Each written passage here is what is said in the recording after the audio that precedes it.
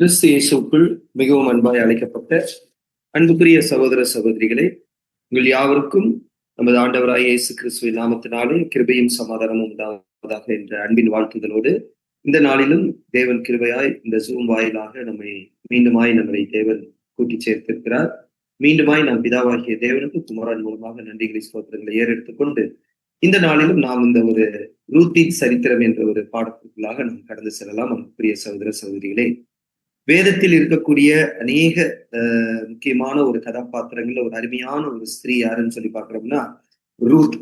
ஏன்னா இஸ்ரேல் ஜனங்களுக்காகவே அவர்களை பற்றிய அநேக புஸ்தகங்கள் நம்ம வேதாகமத்துல இருக்கும்போது இந்த ஒரு ஸ்திரீ ரூத்தை குறித்ததான தனியாக ஒரு புஸ்தகத்தை தேவன் நமக்கு ஏற்பாடு தந்திருக்கிறார். அன்புக்குரிய சகோதர சகோதரிகளே, நம்ம ஏற்கனவே நமக்கு தெரியும், இந்த தியானித்து வருகிற இந்த ஒரு வகுப்பானது நமக்கு நன்கு தெரியும். அன்புக்குரிய சகோதர சகோதரிகளே, சத்தியத்தை அறிவீர்கள், சத்தியம் உங்களை விடுதலையாக்கும் என்கிற ஒரு வேத வசனத்தின் அடிப்படையில நாம் இன்று கூட நாம் என்ன பார்க்கிறோம்னா, பழைய ஏற்பாட்டில் இருக்கக்கூடிய இந்த ஒரு புஸ்தகம் தான். இஸ்ரேல் ஜனங்களை குறித்துதான் நிறைய சரித்திரம் பார்த்திருப்போம். ஆனா இந்த ஒரு புஸ்தகத்துல பார்த்தோம்னா ஒரு பெண் பற்றி வேதாகமத்துல ஏன் தனியாக ஒரு புஸ்தகத்தை தேவன் நமக்கு கொடுக்கணும் அப்படின்றதுதான் இன்றைக்கு நாம் என்ன பண்ண போறோம்னா, இந்த ரூத்தின் சரித்திரத்துல நாம என்ன பண்ண போறோம்னா நாம் பார்க்க இருக்கிறோம். அன்புக்குரிய சகோதர சகோதரிகளே, அது மாத்திரமல்ல, நமக்கு தெரிந்து இந்த பூமியிலேயே சொல்லலாம், இந்த உலகத்திலேயே சண்டை போடாத ஒரு மாமியார் மருமகள் யாருன்னு சொல்லி பார்த்தோம்னா, ஏன் இந்த உலக சூழ்நிலை சண்டை போடாம சமாதானமாக இருந்த எந்த ஒரு வீடா இருந்தாலுமே பாத்தீங்கன்னா மாமியார் மருமகள் ஒரு சின்ன ஒரு பிரச்சனையாவது வரும். ஆனா இங்க இந்த மாதிரி ஒரு மாமியார் மருமகள் இருக்கக்கூடிய இந்த உறவு, இந்த ஒரு பாண்டேஜ் பார்த்தோம்னா எங்கேயுமே நம்ம பார்த்திருக்க முடியாது. சோ அப்படிப்பட்ட ஒரு சரித்திரம் தான் இந்த ரூத்தின் சரித்திரம். இந்த ரூத்தோடு தொடர்புடைய ஒரு கேரக்டர் தான் நமக்கு தெரியும், ரூத் மற்றும் நகோமி. இது எங்க ஆரம்பிக்குதுன்னா, அன்புக்குரிய சகோதர சகோதரிகளே, ஆதாம்ல இருந்து பார்க்கும்போது நம்ம ஏற்கனவே பார்த்திருக்கோம். முதலாம் உலகம் ஆதாமுடைய சந்ததி முதலாம் உலகம் வருது. அப்ப தேவ பக்தி இல்லாத ஒரு சந்ததி வரும்போது தேவன் முதலாம் உலகத்தை தேவன் அளிக்கிறார். இப்போ இரண்டாம் உலகத்துல ஆபிரகாம் மூலம் தேவனுடைய திட்டமானது மீண்டும் துவங்குது. அங்க வரும்போதுதான் பார்த்தோம், ஆபிரகாம், ஈசாக்கு, யாக்கோபு வரும்போது இஸ்ரேல் ஜனங்கள் அவர்கள் 40 வருஷம் அவர்கள் எகிப்து அடிமைத்தனத்திலிருந்து விடுதலையாக்கப்பட்டு அவங்க கானானை நோக்கி வரும்போது, அவர்கள் கானான் வரும்போது இப்ப வந்த பின்பு அங்க யாருடைய காலம் துவங்குதுன்னு சொல்லி பாக்குறோம்னா, நியாயாதிபதிகளின் காலம். இப்ப நியாயாதிபதிகளின் காலத்துலதான் பாக்குறோம் இந்த ரூத்தினுடைய சரித்திரம். இந்த இடத்துல வரும்போதுதான் பாக்குறோம் சிம்சோன், கிதியோன் வரும்போது இந்த காலப்பகுதியில தான் பார்த்தோம்னா இதன் அடிப்படையில அப்படியே வரும்போது இங்க ரூத்தினுடைய சரித்திரம் வரும். இப்ப இந்த நியாயாதிபதிகளின் காலத்தினுடைய முடிவு காலப்பகுதியில தான் இங்க இந்த ரூத்தின் சரித்திரமானது வருது. அன்புக்குரிய சகோதர சகோதரிகளே, இப்ப நம்ம பார்க்க போறது ரூத்தினுடைய வாழ்க்கை. எடுத்த உடனே ரூத்தினுடைய வாழ்க்கை இங்க துவங்கல. ரூத்தின் சரித்திரத்துல இப்போ ரூத் திருமணம் செய்த ஒரு குடும்பம், அங்க இருந்துதான் பார்த்தோம்னா இந்த ரூத்தினுடைய சரித்திரம் துவங்குது. அப்ப எப்படி துவங்குதுன்னு பாக்குறோம்னா, இங்க நியாயாதிபதிகளின் காலத்துல பார்க்கும்போது அன்புக்குரிய சகோதர சகோதரிகளே, ஒரு குடும்பம் வசிக்கிறாங்க. எங்க இருக்காங்கன்னா பெத்லகேம்ல இருக்கிறாங்க. இப்ப பெத்லகேம்ல இருந்து ஒரு குடும்பமானது என்ன பண்ணுதுன்னா, இந்த சூழ்நிலையில இருந்து எங்க போறாங்கன்னா, ஒரு புறஜாதி தேசமாகிய மோவாப் தேசத்திற்கு என்ன பண்றாங்கன்னா இவங்க போறாங்க. இங்க இருந்துதான் இந்த சரித்திரமானது துவங்குது. எங்க இருந்துன்னா பெத்லகேம்ல இருந்து மோவாப், இஸ்ரேல்ல இருந்து ஒரு புறஜாதி தேசத்துக்கு ஒரு குடும்பம் என்ன பண்றாங்கன்னா, குடும்பமாக அவங்க போறதுல இருந்துதான் இந்த ரூத்தின் சரித்திரம் துவங்குது. வாசிக்கலாம். ரூத் 1ஆம் அதிகாரம் 1ஆம் வசனம். ரூத் 1ஆம் அதிகாரம் 1ஆம் வசனம். நியாயாதிபதிகள் நியாயம் விசாரித்து வரும் நாட்களில் தேசத்திலே பஞ்சம் உண்டாயிற்று. அப்பொழுது யூதாவில் உள்ள பெத்லகேம் ஊரானாகிய ஒரு மனுஷன் தன் மனைவியோடும் 2 குமாரரோடும் கூட மோவாப் தேசத்திலே போய் சஞ்சரித்தான். அப்ப நியாயாதிபதிகள் நியாயம் விசாரித்து வருகிற நாட்கள் இப்ப எங்க வருதுன்னா, பெத்லகேம்ல ஒரு பஞ்சம், இஸ்ரேல் தேசத்துல ஒரு பஞ்சம். அப்ப யூதாவில் உள்ள பெத்லகேம் ஊரானாகிய ஒரு மனுஷன் என்ன பண்றாரா, ஒரு மனுஷன் தன் மனைவியும் 2 குமாரரோடு கூட மோவாப் தேசத்துக்கு அவர் போறாருன்னு சொல்லி பார்க்கலாம்.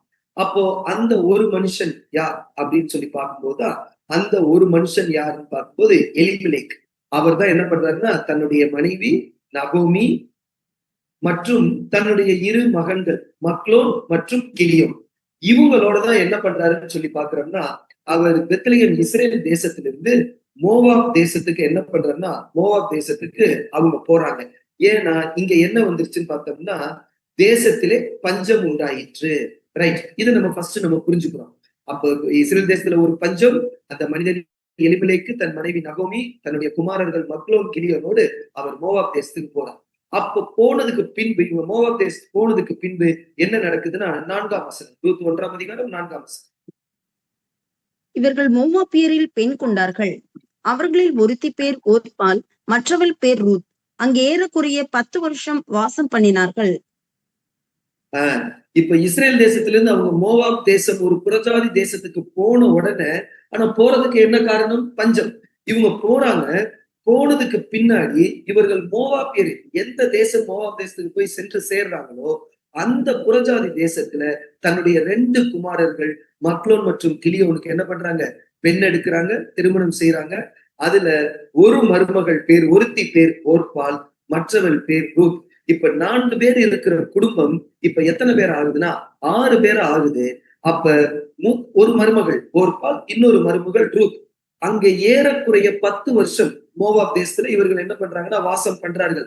4 பேரா போனவங்க இப்ப 6 பேராக என்ன பண்றாங்கன்னா அவர்களுடைய வாழ்க்கை இந்த மாதிரி போகும்போது, இப்போ தேவனுடைய திட்டம் என்ன ஆகுதுன்னா, அன்புக்குரிய சகோதர சகோதரிகளே, இப்போ போகும்போது இவர்கள் 4 பேர் போறாங்க.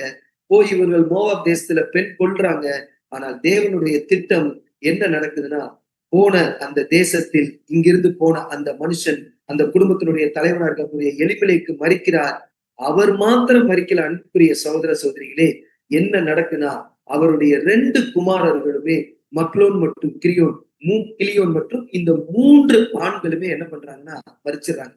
தகப்பன் எலிமெலேக்கும் மரிக்கிறார், தன்னுடைய குமாரர்களும் மரிக்கும் போது இப்ப யார் மாத்திரம்தான் இருக்கிறாங்கன்னா மோவாப் தேசத்துல, இப்போ இந்த தாய் நகோமியும் அந்த மோவாப் தேசத்தில் பெண் கொண்ட அந்த ஓர்பால் மற்றும் ரூத், இவர்கள் 3 பெண்கள் மாத்திரம்தான் இருக்கிறாங்க.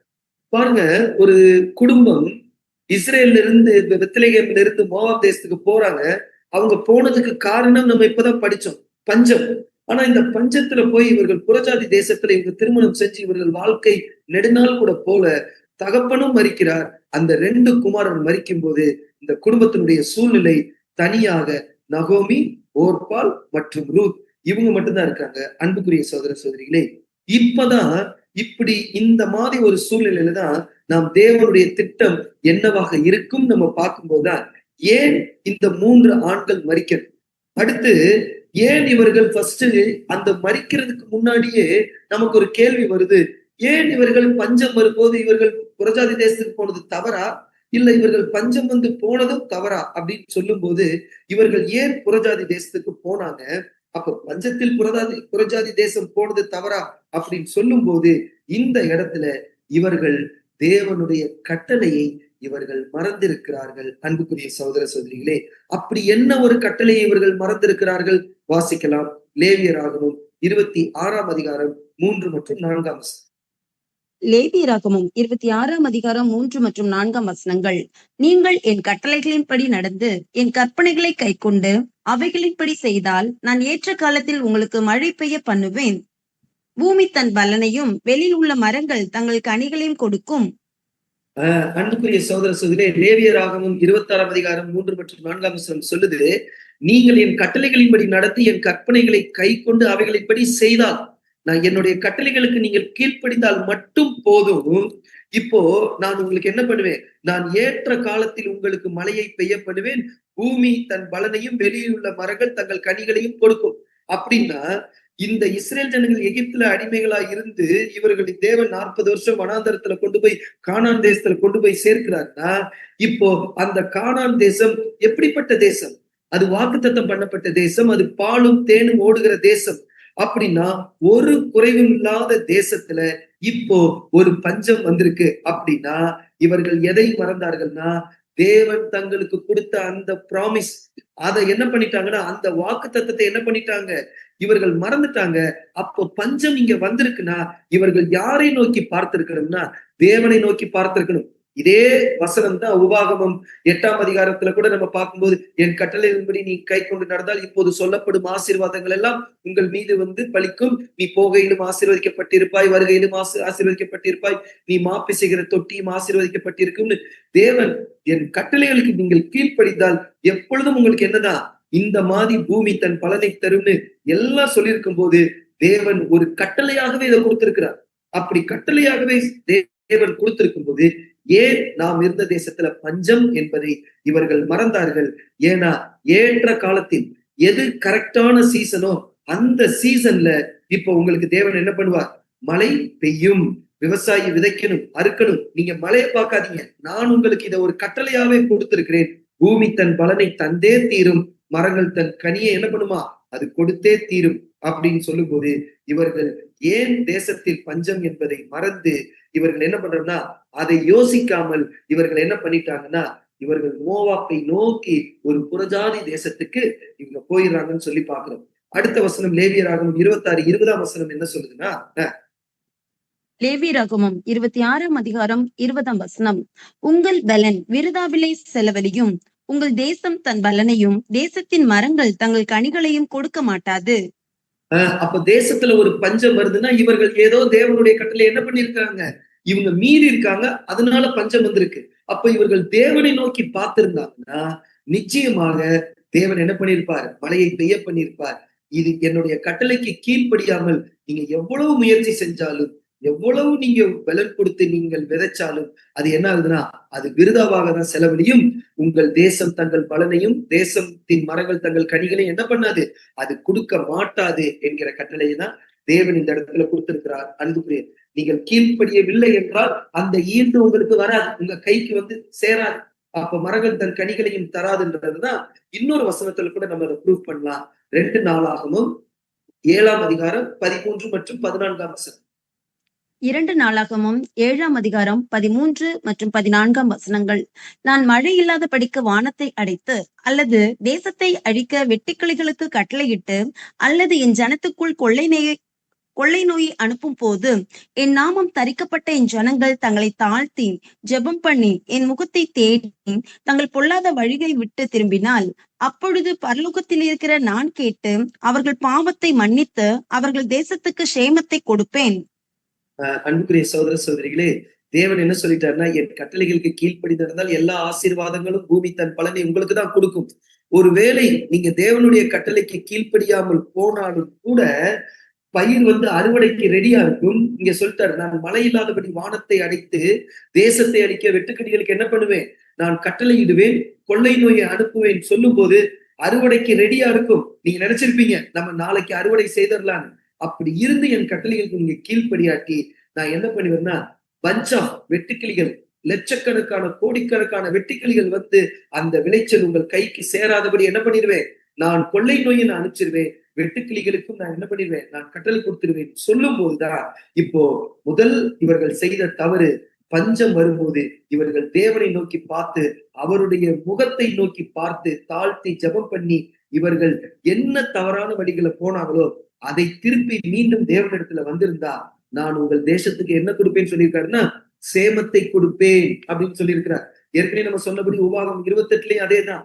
இன்று நான் உனக்கு விதிக்கிற தேவனாகிய கர்த்தருடைய எல்லா கற்பனைகளின்படியும் கட்டளையின்படியும் நடக்க கவனமாயிருந்து அவர் சத்தத்திற்கு செவி கொடுத்தீங்கன்னா ஆசீர்வாதம், செவி கொடாதே போவதே ஆகில் இப்போது சொல்லப்படும் சாபங்கள் எல்லாம் உன்மேல் உனக்கு பலிக்கின்றத இத தேவன் பல இடங்கள்ல இஸ்ரேல் ஜனங்களுக்கு கட்டளையாகவே அவர் கொடுத்திருக்கிறார். அன்புக்குரிய சகோதர சகோதரிகளே, ரைட். இப்ப மனம் திரும்பினா உங்களுக்கு தேசம் தன் பலனை தரும். ரைட். இவர்கள் பஞ்சம் வருது, இவர்கள் புறஜாதி தேசத்துக்கு போனது முதல் தவறு. அதனால அங்க போன உடனே யார் இவங்களை கூட்டிட்டு போறேன்னா அந்த குடும்பத்தினுடைய தலைவன் எலிமலேக்கு போறார். போன உடனே இவர் என்ன ஆகுறாருன்னா எலிமலேக்கு மறிக்கிறார். ஆனால் அன்புக்குரிய சகோதர சகோதரிகளே, அவர் மாத்திரமல்ல, தன்னுடைய குமாரர்கள் மக்லோன் மற்றும் கிளியோன் அவர்களும் மறிக்கிறாங்கன்னா இங்கேயும் நாம் தேவனுடைய பிள்ளைகள் தேவனுடைய வார்த்தைகளை கவனிக்கணும். அப்ப நிச்சயமாக குடும்பத்தில் இருக்கக்கூடிய 3 ஆண்களும் மறிக்கிறாங்கன்னா இங்கேயும் இவர்கள் என்ன பண்ணியிருக்கிறாங்கன்னா தேவனுடைய கட்டளையை இவர்கள் மீறி நடந்திருக்கிறார்கள். அப்போ 2வது இவர்கள் தேவனுடைய கட்டளையை என்ன கட்டளையை இவர்கள் மீறி இருக்கிறார்கள்னா உபாகமம் 7ஆம் அதிகாரம் 3 மற்றும் 4ஆம் வசனம்.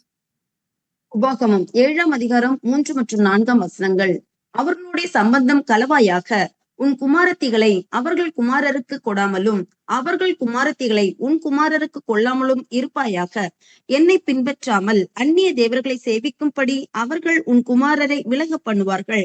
அப்பொழுது கர்த்தருடைய கோபம் உங்கள் மேல் மூண்டு உங்களை சீக்கிரத்தில் அழிக்கும். முதல் தவறு பஞ்சம் வந்தா இவங்க போயிருக்க கூடாது. அங்க தகப்பன் மரிக்கிறார். பின்பு கொஞ்ச நாள் கழிச்சு யாரு மரிக்கிறார்? குமாரன் மரிக்கிறாருன்னா தேவன் இதையும் கட்டளையா கொடுக்கிறார். அப்படின்னா இவர்கள் செய்த இரண்டாவது தவறு என்னன்னு சொல்லி பார்த்தோம்னா, போனது புறஜாதி தேசம், மோவாப் தேசம். அவர்களோடு சம்பந்தம் களவாயாக அப்படின்னு தேவன் கட்டளை.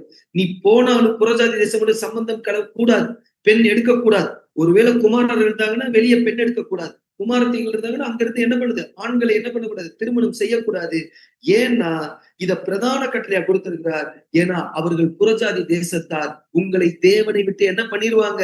அவர்கள் அந்நிய தேவர்களை சேவிக்கும்படி அவர்கள் உன் குமாரரை என்ன பண்ணுவாங்க? விலக பண்ணுவார்கள். அப்ப கர்த்தருடைய கோபம், அவருடைய பனிஷ்மெண்ட் எப்படிதான் இருக்குன்னா, உங்கள் மேல் மூண்டு உங்களை சீக்கிரத்தில் அழிக்கும். ஏன்னா அவர்கள் கல்லையும் மண்ணையும் அவங்க கும்பிடுவாங்க. அப்படி கும்பிடும் போது தேவனுடைய நியாய தீர்ப்பு எப்படிதான் இருக்கும்னா, அது கடுமையாதான் இருக்கும். அதுவும் லேட்டா வராது, சீக்கிரத்தில் உங்களை வந்து அழிக்கும்.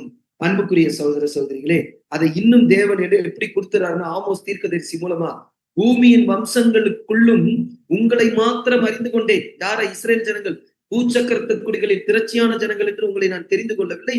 நீங்க கொஞ்சமா இருக்கிறீங்க. நான் இந்த எல்லா வம்சத்துக்குள்ளும் இருந்து நான் என்ன பண்றேன்? உங்களை தெரிந்து கொண்டேன்.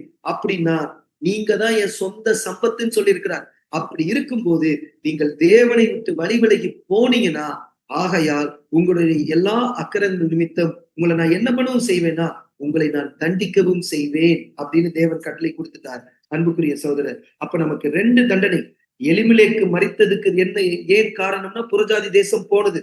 மக்லோன் கிளியோன் மரித்தது எதுனா, இவர்கள் புறஜாதி தேசத்தோடு சம்பந்தம் கலந்தது.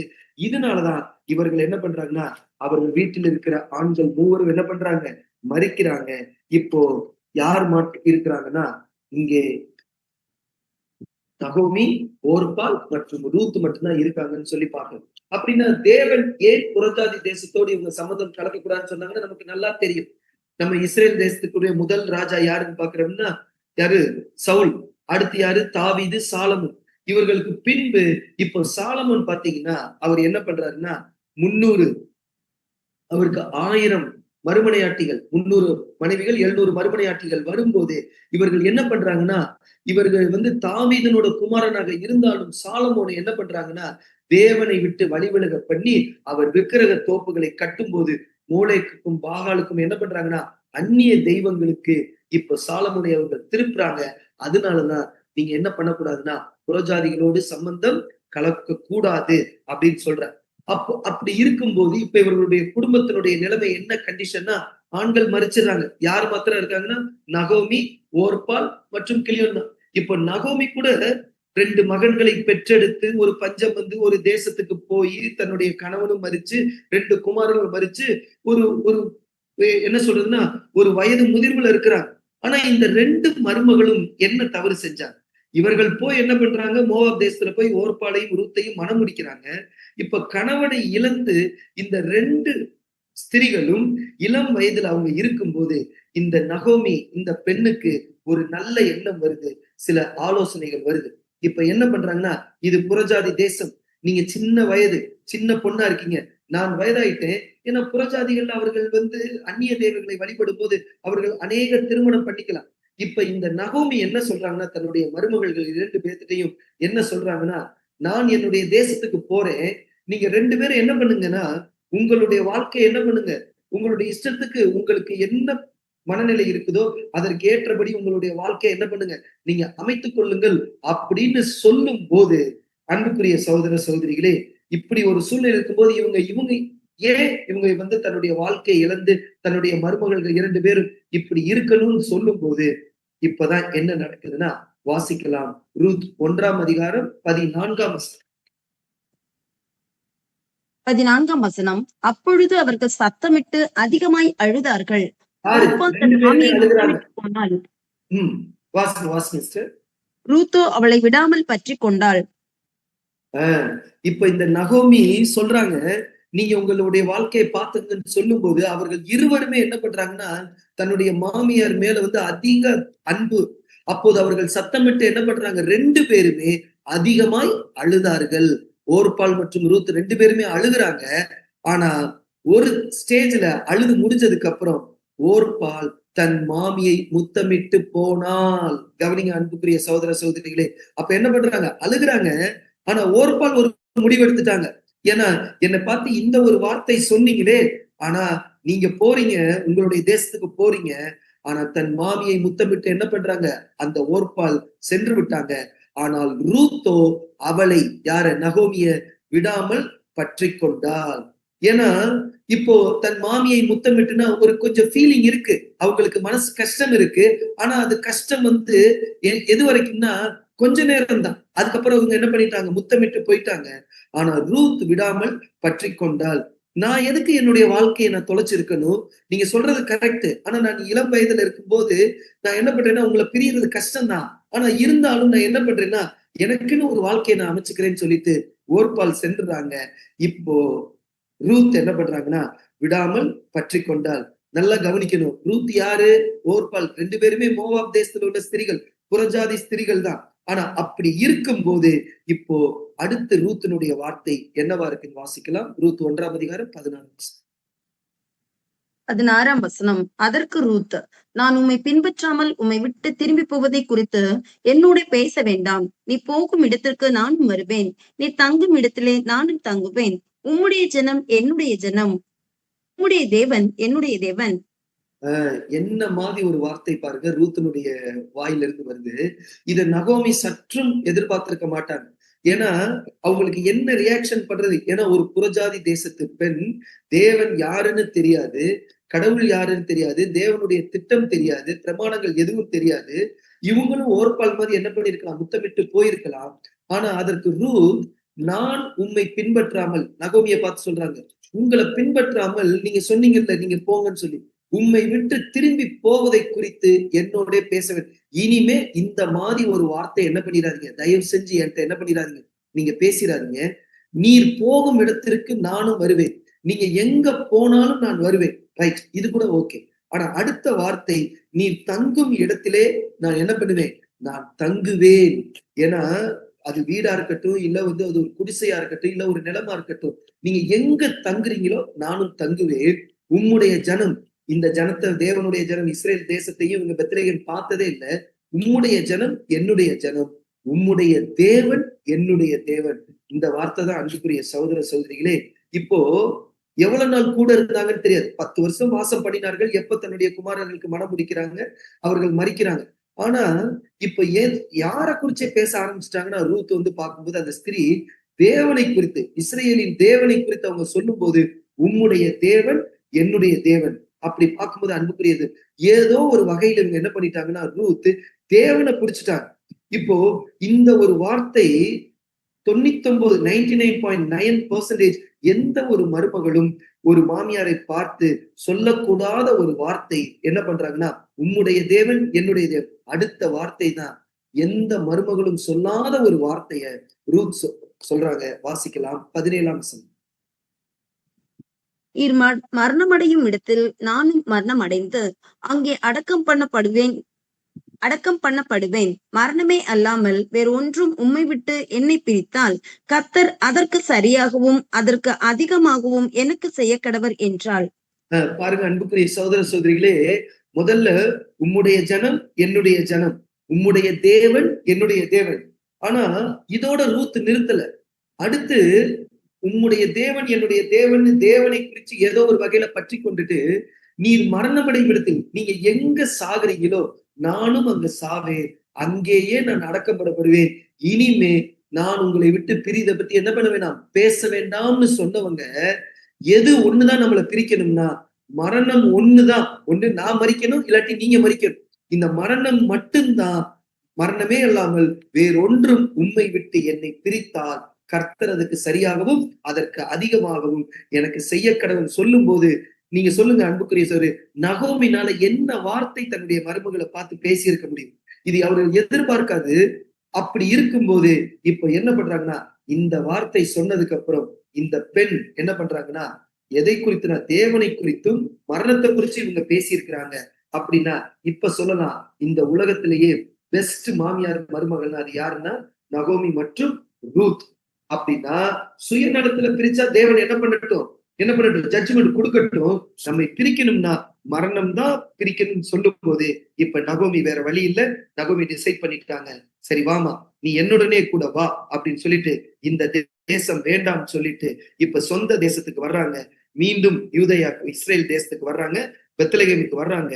இப்போ நகோமி கூட யாரும் வர்றாங்கன்னா ரூத்தும் என்ன பண்றாங்கன்னா கூடவே இந்த தேசத்துக்கு பெத்லகேமுக்கு மீண்டும் வர்றாங்க. அன்புக்குரிய சகோதர சகோதரிகளே, இவர்கள் மீண்டும் இந்த தேசத்துக்கு எப்போ பஞ்சம் வந்து தன்னுடைய கணவன் தன்னுடைய மக்களோடு இவங்க போனாங்க தெரியுமா நகோமி, அவர்கள் போன அதே தேசத்துக்கு திரும்பி வரும்போது அது ஒரு காலம். அது ஒரு என்ன காலம் சொல்லும் போது அது ஒரு அறுவடையின் காலம். வாசிக்கலாம் ரூத் 1 22 இப்படி நகோமி மோவாபிய ஸ்திரீயான தன் மருமகள் ரூத்தோடும் கூட மோவாப் தேசத்திலிருந்து திரும்பி வந்தாள். வார்கோதுமை அறுப்பின் துவக்கத்தில் அவர்கள் பெத்லஹேமுக்கு வந்தார்கள். அது என்ன காலம்? ஒரு அறுவடையின் காலம். மோவாப் தேசத்திலிருந்து திரும்பி வரக்கூடிய காலம் அறுவடையின் துவக்க காலம். அறுப்பின் துவக்கத்துல எங்க வந்துட்டாங்க? மீண்டும் சொந்த தேசத்துக்கு பெத்லகேமுக்கு என்ன பண்ணிட்டாங்க? வந்துட்டாங்க. ஆனா வரும்போது போகும்போது எப்படி போனாங்களோ அது மாதிரி வரல. ஏன்னா இப்போ குடும்பத்தை இழந்து கணவன் இழந்து மகன்களை இழந்து நகோமி வரும்போது ஒரு மருமகள் தன்னை விட்டு போயிட்டாங்க, முத்தமிட்டு போயிட்டாங்க. ஒரு மருமகள் மாத்திரம்தான் இருக்கிறாங்க. அவங்களோடு வரும்போது அடுத்து அவங்களுக்கு என்னன்னு சொன்னோம்னா அடுத்து என்ன செய்யணும்? இந்த தேசத்துக்கு வரும்போது எந்த சொந்தமும் இங்க இல்ல, எந்த நிலமும் கிடையாது. அப்படி வரும்போது அது ஒரு அறுவடையின் காலம். அடுத்து சாப்பிடுறதுக்கு கூட அவங்களுக்கு என்ன இல்ல, ஒரு வழி இல்ல. அப்படி இருக்கும்போதுதான் இப்போ நிலத்துல அறுவடை நடக்குது.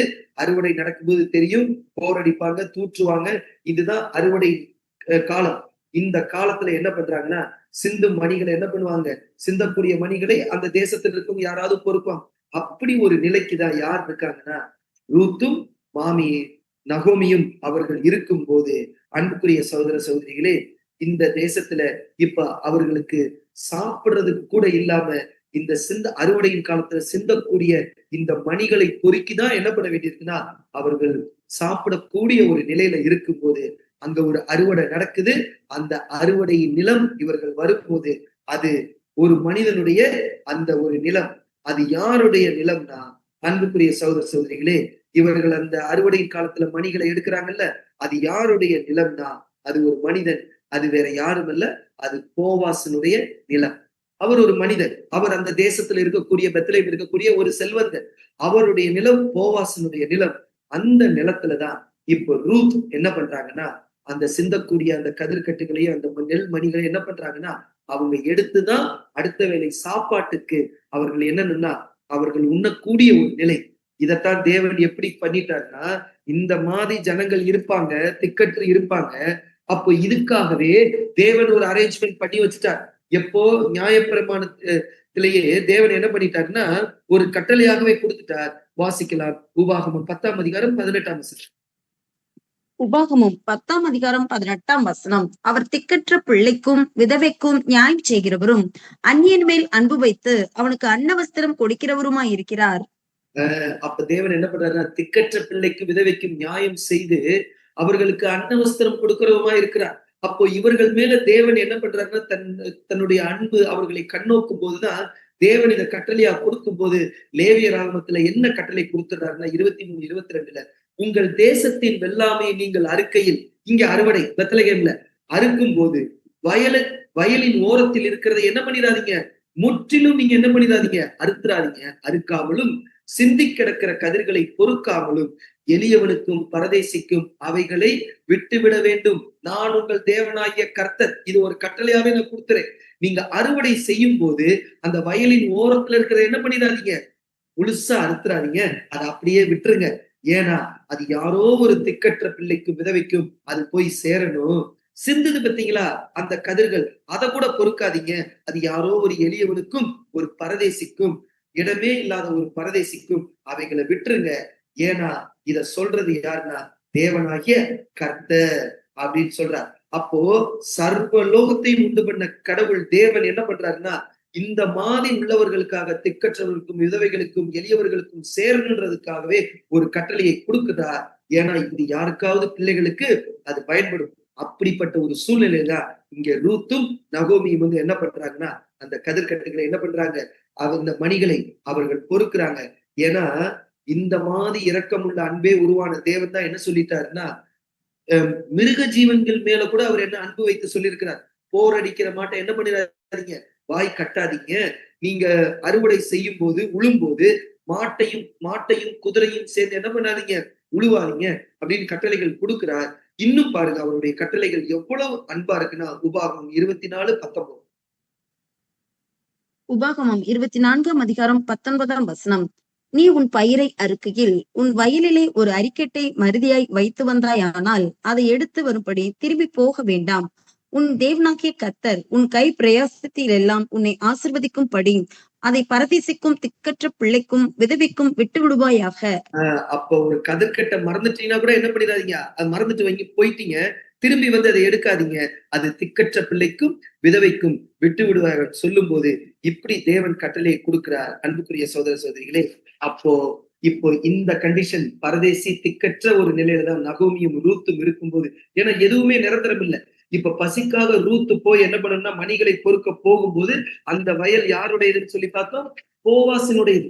இப்போ போவாஸ் என்ன பண்றாருன்னா, அப்போ அவருடைய வயல்ல தான் வந்து ரூத் என்ன பண்றாங்கன்னா கதிர்கட்டுகள் என்ன பண்றாங்க, இப்போ அவர்கள் அதை பொறுக்கும் போது இப்போ என்ன நடக்குதுன்னா, அடுத்து ரூத் 2ஆம் அதிகாரம் 4ஆம் வசனம். ரூத் 2ஆம் அதிகாரம் 4ஆம் வசனம். அப்பொழுது போவாஸ் பெத்லெகேமில் இருந்து வந்து அறுக்கிறவர்களை பார்த்து, கர்த்தர் உங்களோட இருப்பாராக என்றான். அதற்கு அவர்கள், கர்த்தர் உம்மை ஆசீர்வதிப்பாராக என்றார்கள். இப்ப போவாஸ் அறுவடை வேலையை போய் பார்க்கிறார். அறுக்கிறவர்களை பார்த்து என்ன பண்றாருன்னா, அவர் நல்லவரா என்ன கேரக்டர் நமக்கு தெரியாது. ஆனா அவர் சொல்லக்கூடிய வார்த்தை இருக்கு பார்த்தீங்களா, கர்த்தர் உங்களோட இருப்பாராக என்றார். அதற்கு அவர்கள் என்ன சொல்றாங்க, யாராவது ஒரு எஜமான் தன்னுடைய சொந்த நிலத்துல கூலி வேலை செய்யற வேலையாட்களை பார்த்து எடுத்த உடனே முதல் வார்த்தை சொல்லுவாங்களா, கர்த்தர் உங்களோட இருப்பாராக. இன்னைக்கு எந்த கம்பெனி ஒரு ஓனர் எம்டி வந்து தன்னுடைய வேலையில தன்னுடைய கம்பெனில வேலை செய்த ஒரு வேலையாளை பார்த்து கர்த்தர் உங்களோட இருப்பாராகன்னு சொல்லுவாங்களா? ஆனா அவர் சொல்றார், கர்த்தர் உங்களோட இருப்பாராக அப்படின்னு சொல்லும் போது அதற்கு அவர்கள் திரும்ப சொல்றாங்க, கர்த்தர் உண்மை ஆசீர்வதிப்பாராக சொல்லும் போது இப்ப எல்லாவற்றையும் பார்க்கிறார், ரூத்தையும் பார்க்கிறார். இப்போ இதெல்லாம் போவாஸ் அவர் கூர்ந்து கவனிக்கும் போது நிச்சயமாக இவருடைய நிலத்துல ரூத் அந்த மணிகளை அவர் பொறுக்கிறத என்ன பண்றாருன்னா, மற்றவர்கள் பார்த்திருக்கணும், அதை போவாசும் பார்த்துதான் 5ஆம் வசனத்துல போவாஸ் பாருங்க, பின்பு போவாஸ் அறுக்கிறவர்கள் மேல் கண்காணியா வைக்கப்பட்ட தன்னுடைய வேலைக்காரனை நோக்கி என்ன கேட்கிறார், இந்த பெண் பிள்ளை யாருடையவள் என்று கேட்டான். அப்ப என்ன கேட்கிறாருன்னா, இப்போ இந்த பெண் யார், இந்த பெண் புதிதா இருக்கிறாங்க, இவங்க என்ன அப்படின்னு சொல்லி அங்க அந்த நிலத்துல இருக்கக்கூடிய கண்காணிய தன்னுடைய வேலைக்காரனை பார்த்து கேட்கும் போது இப்போ அவர்கள் என்ன சொல்றாருன்னா, தன்னுடைய எஜமான்ட்ட என்ன சொல்றாங்க, 7ஆம் வசனம் நானே வாசிக்கிறேன். அறுக்கிறவர்கள் பிறகே அரிக்கட்டுகளிலிருந்து சிந்தினதை பொறுக்கிக் கொள்கிறேன் என்று அவர் என்னிடத்தில் கேட்டுக்கொண்டார். அந்த பணியால் வேலைக்காரன் வந்து தன்னுடைய எஜமான் போவாஸ் சொல்றார், அவர் பொறுக்கிக் கொள்கிறேன் கேட்டால் காலமே துவங்கி எப்போ காலையிலே வந்து இதுவரைக்கும் இங்கே இருக்கிறார், இப்போது அவர் குடிசைக்கு வந்து கொஞ்ச நேரம் தான் ஆயிற்று என்றான். அப்பொழுது போவாஸ் ரூத்தை பார்த்து, கவனிங்க அன்புக்குரிய சகோதர சகோதரிகள், மகளை கேள், பொறுக்கிக் கொள்ள வேற வயலில் போகாமலும் இவ்விடத்தை விட்டு போகாமலும் இங்கே என் ஊழியக்கார பெண்களோட கூடவே இரு அப்படின்ற வார்த்தையை இப்ப என்ன பண்ணிட்டாருன்னா போவாஸ் சொல்லிட்டார். ரொம்ப முக்கியமான வசனம் அன்புக்குரிய சகோதர சகோதரிகளே, இப்போ ஊழியக்காரர்கள் இந்த வார்த்தையை என்ன பண்ணிருக்கணும், இந்த ஸ்திரீ யாரு, ரூத் யாரு, இவங்க எப்போ இங்க வந்தாங்க, இவங்க யார் மூலமாக இங்க வந்தாங்க, எல்லா விஷயத்தையும் போவாஸ் இவங்க என்ன பண்ணிருக்கணும், இவங்க சொல்லி இருக்கணும். இப்ப சொல்லும் போதுதான் இந்த பெண் காலையில இருந்து இங்க இருக்கிறாங்க, பொறுக்கிக் கொள்ளுகிறேன் என்று கேட்டால் காலை முதல் இருக்கிறார், கொஞ்ச நேரம் தான் ஆயிற்று சொன்ன உடனே இப்போ போவாஸ் தன்னுடைய வேலைக்காரர் எல்லாரையும் பார்த்து கர்த்தர் உங்களோட கூட இருப்பாராக எப்படி அங்க சொன்னாரோ அதே போல ஒரு ஆறுதலான வார்த்தை தான் இங்கே ரூத்தை பார்த்தும் சொல்றார், மகளே கேள், நீ என்ன பண்ண வேணாம், திரும்ப உனக்கு என்ன ஆகாரம் வாழ்வாதாரத்துக்கு புசிக்க தேவையோ அதை பொறுக்கிக் கொள்ள வேற வயலுக்கு போகாமலும் இவ்விடத்தை விட்டு போகாமலும் இங்கேயே என் ஊழியக்கார பெண்களோட இரு அப்படின்னு சொல்லும் போது ரூத்தினுடைய ஹிஸ்டரி முழுவதும் யாருன்னா இப்ப போவாஸ்க்கு தெரிஞ்சிருக்கணும், அந்த வேலைக்காரருமோ இவர் எல்லா விஷயத்தையும் இவர் தெரிஞ்சிருக்கணும். நிச்சயமாக ரூத்தை பற்றி அவர் சொல்லி இருக்கணும். இப்ப ரூத்தை பார்த்து இப்போ திரும்ப போவாஸ் ஒரு வார்த்தை சொல்றாரு பாருங்க, வாசிக்கலாம். இப்ப ரூத்தினுடைய ஹிஸ்டரி முழுவதும் போவாஸ்க்கு தெரிஞ்சிருச்சு. எல்லாத்தையும் விட்டுட்டு இந்த பெண் அந்த மோவாப் தேசத்துல இருந்து தன்னுடைய மாமி அந்த நகோமியோடு இங்க வந்திருக்காங்க. அவங்க இங்க பெத்லகேம்ல இஸ்ரேல்ல இருந்தவங்க தான். ஆனா இந்த பெண் புறஜாதி தேசத்து பெண். ஆனா இந்த பெண் தன் மாமியை விட்டு உம்முடைய ஜனம் என்னுடைய ஜனம், உம்முடைய தேவன் என்னுடைய தேவன், இந்த மரணம் ஒன்று மட்டும்தான் நம்மை பிரிக்கணும். இனி பிரியறத குறித்து நீங்க பேச வேணாம். அது ஒண்ணு மட்டும்தான் என்ன பிரிக்கணும்னு சொல்லி இந்த ஸ்திரீ இங்க வந்திருக்காங்க. எல்லா விஷயத்தையும் யாருக்குன்னா போவாஸ்க்கு நிச்சயமா தெரிந்திருக்கணும். அப்பதான் என்ன வார்த்தை அடுத்து போவாஸ் சொல்றாருன்னா வாசிக்கலாம். ரூத் 2ஆம் அதிகாரம் 11 மற்றும் 12. அதற்கு போவாஸ் பிரத்யுத்தரமாக, உன் புருஷன் மரணமடைந்த பின்பு நீ உன் மாமியாருக்காக செய்ததும், நீ உன் தகப்பனையும் உன் தாயையும் உன் ஜன்ம தேசத்தையும் விட்டு உன்னை நீ அறியாத ஜனங்களிடத்தில் வந்ததும் எல்லாம் எனக்கு விவரமாய் தெரிவிக்கப்பட்டது. அன்புக்குரிய சகோதர சகோதரிகளே, இப்ப நம்ம பார்த்தோம். இந்த விஷயம் எல்லாம் யாருக்கு தெரிஞ்சிருக்கு? போவாஸ்க்கு விவரமாய் தெரிவிக்கப்பட்டது. இப்ப போவாஸ் இந்த பெண்ணினுடைய கேரக்டரை பார்த்து, ரூத்தினுடைய கேரக்டரை பார்த்து எல்லாம் எனக்கு தெரிவிக்கப்பட்டது. வாசிங்க சார். உன் செய்கைக்கு தக்க பலனை கர்த்தர் உனக்கு கட்டளையிடுவாராக. இஸ்ரேலின் தேவனாகிய கர்த்தருடைய செட்டைகளின் கீழ் அடைக்கலமாய் வந்த உனக்கு அவராலே நிறைவான பலன் கிடைப்பதாக என்றான். என்ன ஒரு வார்த்தை சொல்றாரு. ஏன்னா தேவனால் ஆசீர்வதிக்கப்பட்ட போவாஸ், அவர் ஒரு பெரிய செல்வர். அவருடைய நிலத்துல அறுவடை நடக்குது. அப்ப இந்த ஸ்திரீ வரும்போது இப்ப என்ன சொல்றாங்கன்னா 12ஆம் வசனம் தான் ரொம்ப முக்கியம். இஸ்ரவேலின் தேவனாகிய கர்த்தருடைய செட்டைகளின் கீழ் அடைக்கலமாய் வந்த உனக்கு. ஏன்னா என்ன வார்த்தை ரூத்தினிடத்துல வந்திருக்குன்னா, உம்முடைய தேவன் என்னுடைய தேவன் வந்திருக்கு. இப்படிப்பட்ட ஒரு வார்த்தையை நீ சொல்லி இந்த இஸ்ரேலின் தேவனை நம்பி வந்த உனக்கு அவராலே நிறைவான பலன் கிடைப்பதாக அப்படின்னு சொல்லிட்டாங்க. அன்புக்குரிய அப்போ இந்த மாதிரி ஒரு சர்டிபிகேட் போவாஸ் ரூத்தை பார்த்து கொடுத்த உடனே அடுத்து பாத்தீங்கன்னா இப்போ அடுத்து என்ன நடக்குதுன்னா, அடுத்து ஒரு சாப்பிடக்கூடிய எல்லாரும் சாப்பிட உட்கார்றாங்க. அப்ப சாப்பிட உட்காரும் போது போவாஸ் ரூத்தை பார்த்து அடுத்து என்ன வார்த்தை சொல்றாருன்னா, ரூத் 2ஆம் அதிகாரம் 14 சொல்லுது, போவாஸ் சாப்பாட்டு வேலை அவளை பார்த்து, நீ இங்கே வந்து இந்த அப்பத்திலே புசித்து காடியிலே உன் துணியை என்ன பண்ணி துணிக்கையை தோய்த்துக்கொள். இங்க வந்து அப்பத்திலே புசித்து காடியை உன் துணிக்கையை தோய்த்துக்கொள் என்றால், அப்படியே அவள் அறுப்பறுக்கிறவர்கள் அருகே உட்கார்ந்தால் அவளுக்கு வறுத்த கோதுமையை கொடுத்தான். ஏன் அன்புக்குரிய சகோதர சகோதரிகளை வறுத்த கோதுமையை கொடுக்கணும்? அவர் என்னென்ன கொடுக்கிறார் சாப்பிடுறதுக்கு? அப்பம் கொடுக்கிறார். அப்பத்திலே புசித்து காடியிலே உன் துணிக்கையை தோய்த்து அடுத்து என்ன கொடுக்கிறாருன்னா வறுத்த கோதுமை. அப்ப பாருங்க போவாசனுடைய எண்ணம், இவர் யாருடைய தேவனை நம்பி இந்த ஸ்திரீ வந்திருக்காங்கன்றத பார்த்துட்டு சாதாரண அந்த கோதுமையை கொடுத்திருக்கலாம். ஏன்னா வறுக்காம அதை கொடுக்கும் போது அது உடலுக்கு தீமை. இப்போ உடலுக்கு எது நன்மையோ அதை வறுத்து அதை பச்சையா கொடுத்ததுன்னா அது வந்து தீமை. அப்படி இருக்கும்போது சாப்பிட்டா கூட நன்மை வருகிற மாதிரி ஒரு ஈவை போவாஸ் யாருக்கு கொடுக்கிறாருன்னா அவர் வந்து ரூத்துக்கு அவர் கொடுக்கும் போது, அன்புக்குரிய சார், இது எல்லா விஷயமும் இப்ப யாருக்கு தெரிய வந்திருக்கும்? ரூத்தினுடைய மாமி அந்த நகோமிக்கு அது தெரிய வருது. இப்ப தெரிய வரும் போது எல்லா விஷயத்தையும் அந்த வயல்ல அறுவடையில என்னென்னலாம் நடந்துச்சோ, போவாஸ் என்னென்ன வார்த்தைகள் சொன்னாரோ இது எல்லாத்தையுமே வந்து ரூத் தன்னுடைய மாமியாகிய நகோமிட்ட அவங்க சொல்லும் போது, ஏற்கனவே மோவாப் தேசத்துல தன்னுடைய கணவனும் 2 மகன்களும் இறந்த பின்பு நகோமி என்ன சொன்னாங்க, உங்களுடைய வாழ்க்கையை நீங்க எப்படி அமைச்சுக்கணுமோ நீங்க அமைச்சுக்குங்க அப்படின்னு சொல்லிட்டு நீங்க போய் ஒரு நல்ல வாழ்க்கை அமைச்சுக்கன்னு சொல்லு போதே இந்த நகோமியினுடைய ஒரு நல்ல எண்ணம் அங்க வெளிப்பட்டுச்சு.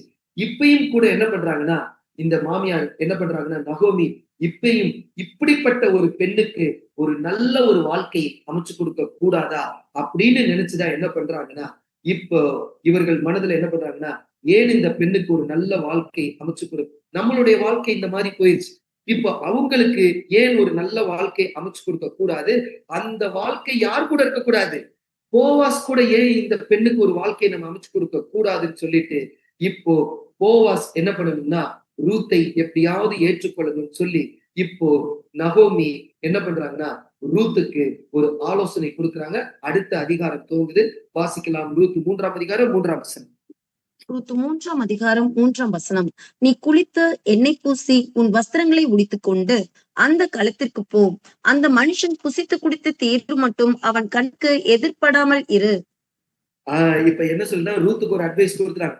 வேலை முடிச்சுட்டு என்ன பண்ணு, நீ வந்து குளித்து ஃபர்ஸ்ட் நீ குளிச்சுட்டு அடுத்து எண்ணெய் பூசி உன் வஸ்திரங்களை உடுத்திக்கொண்டு என்ன பண்ணுப்போ, அந்த களத்திற்கு போ. அந்த மனுஷன் யாருன்னா போவாஸ். அவர் எல்லா வேலை முடிஞ்சு எல்லாம் வரும்போது இப்போ தூங்கின பின்பு என்ன பண்றனா, அவர் கண்ணுக்கு எதிர்படாமல் இரு. நீ போய் என்ன பண்ணுனா, அவருடைய கால் மாட்டுல போய் நீ என்ன பண்ணிக்கோ, நீ போய் படுத்துக்கோ. இத மட்டும் செய்யின்னு சொல்லி இப்ப நகோமி ஒரு இன்ஸ்ட்ரக்ஷன் ரூத்துக்கு கொடுத்துட்டாங்க. அதன்படி என்ன பண்றாங்கன்னா, ரூத் போய் குளித்து எண்ணெய் பூசி வஸ்திரங்களை உடுத்திட்டு என்ன பண்றாங்கன்னா, போவாசனுடைய கால் மாட்டுல போய் என்ன பண்ணிக்கிறாங்க, போய் படுத்துடுறாங்க.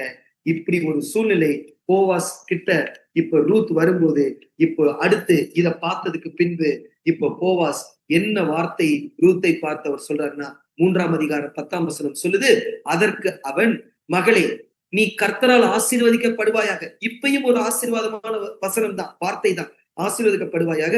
நீ தரித்திரரும் ஐஸ்வர்யமான்களுமான வாலிபர்களின் பிறகே போகாததினால் உன் முந்தின நற்குணத்தை பார்க்கிலும் உன் பிந்தின நற்குணம் உத்தமமாயிருக்கிறது. அன்புக்குரிய சகோதரர்களே, இதுல அவர் என்ன சொல்ல வர்றாருன்னா, நீ கர்த்தரால் ஆசீர்வதிக்கப்படுவாயாக.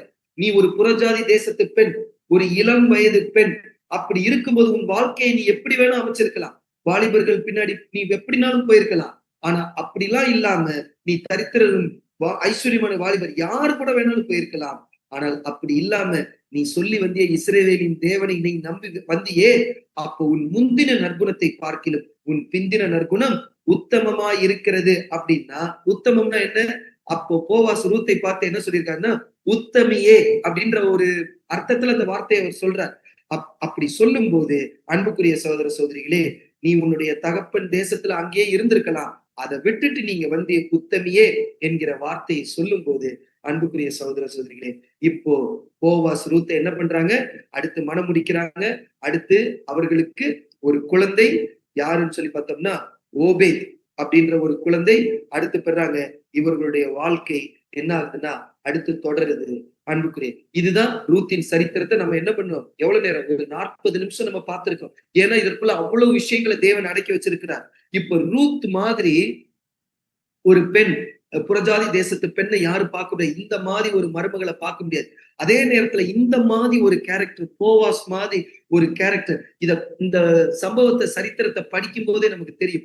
இந்த மாதிரி ஒரு வாழ்க்கை, போவாஸ் மாதிரி ஒரு வாழ்க்கை, அதே நேரத்துல ஸ்திரீகளுக்கு இந்த மாதிரி ஒரு லைஃப் கிடைக்காதா அப்படின்னு தோன்ற அளவுக்கு இவர்களுடைய கேரக்டர் குணலட்சணங்கள் இருக்குது.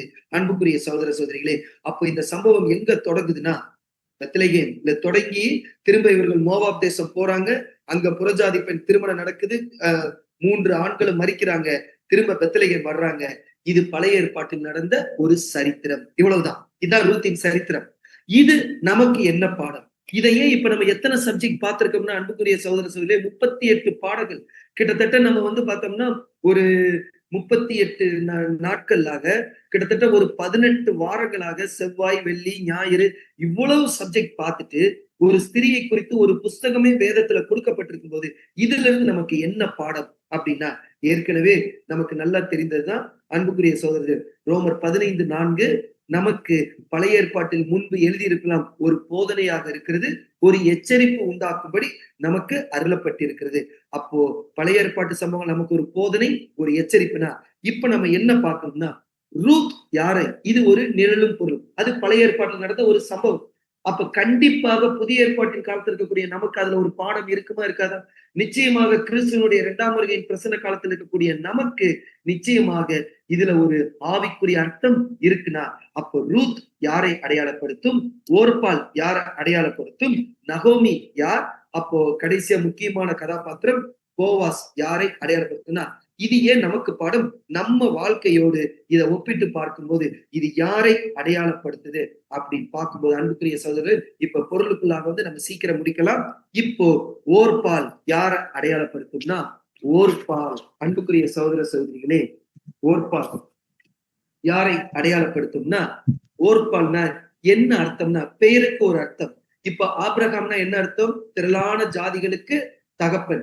அப்ப ஆபிராம் இருந்தனா ஆபிரகாம் ஒரு அர்த்தம்னா, அப்போ பெயர்களுக்கு நம்ம ஏற்கனவே கிறிஸ்துவின் சபை சப்ஜெக்ட்ல பார்ப்போம். இஸ்ரேலின் 12 கோத்திரங்கள்னா அப்ப ஒவ்வொரு கோத்திரத்துக்கும் என்னன்னா அந்த 12 குமாரர்களுக்கும் ஒரு பெயர் அர்த்தம் இருக்கு பார்த்தீங்களா? கேட்டல், சேருதல், அந்த மாதிரி. இப்போ ஓர்பால்னா என்ன அர்த்தம்னா, இந்த ஓர்பால் யாரு? மோவாப் தேசத்துல இருக்கு இந்த ஒரு மருமகள்.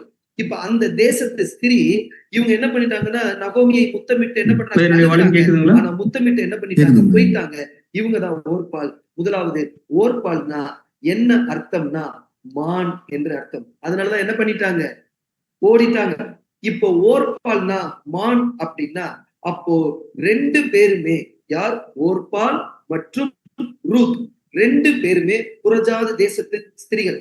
அப்போ புறஜாதிகள் சொல்லும் போது இந்த 2 பேருடைய பெயரை வைத்து பார்க்கும்போது ஓர்பால்னா மான், ரூத்துக்கு என்ன அர்த்தம் பார்க்க போறோம். அப்ப இவர்களுக்கு கடவுள் யாருன்னு தெரியாது, கடவுளுடைய திட்டம் யார் எதுன்னு தெரியாது, ஒரு குறிப்பிட்ட காலம் வரைக்கும். அப்ப 2 பேருமே யாரை அடையாளப்படுத்துறாங்க அப்படின்னு பார்க்கும்போதுதான் நமக்கு என்ன தெரிய வருதுன்னா, ஓர்பால், ரூத் 2 பேருமே யாரை அடையாளப்படுத்துறாங்கன்னா, இவர்கள் இருவருமே புறஜாதி ஸ்திரீகள்ன்ற மாதிரி.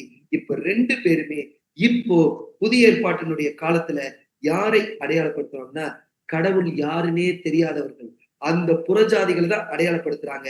அது வேற யாரும் இல்ல, நம்மை தான் அடையாளப்படுத்துறாங்க. அன்புக்குரிய சகோதர சகோதரிகளே, அப்போ இந்த 2 பேருமே யாரதான் அடையாளம்னா புறஜாதிகள். நம்ம தான் அடையாளப்படுத்துறாங்க. இதுல ஒருத்தர்ல ஓர்பாலுக்கு அர்த்தம் பார்த்துட்டோம் மான். அப்ப ரூத்ன்ற பேருக்கு என்ன அர்த்தம்னா தோழி, மோவாப்பின் ரோஜா அப்படின்னு அர்த்தம். துணைவி. நிறைய இதுக்கு பேர்கள் தோழி.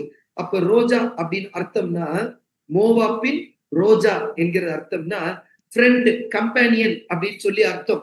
எதுக்கு? ரூத். இப்போ ஓர்பால் விட்டுட்டு போயிட்டாங்க. ஆனா ரூத்தோ நகோமியை விடாமல் பற்றி கொண்டால். அப்போ இந்த 2 பேருமே புறஜாதிகள், கடவுள் யாருன்னு தெரியாது, திட்டம் தெரியாது. ஒரு குறிப்பிட்ட காலம் வரைக்கும் இந்த புறஜாதிகளை தான் அடையாளப்படுத்துதுன்னா, இப்போ ஓர்பால் மற்றும் ரூத் யாரை அடையாளப்படுத்துறாங்கன்னா, தேவனை அறியாத புறஜாதிகளை அடையாளப்படுத்துறாங்க.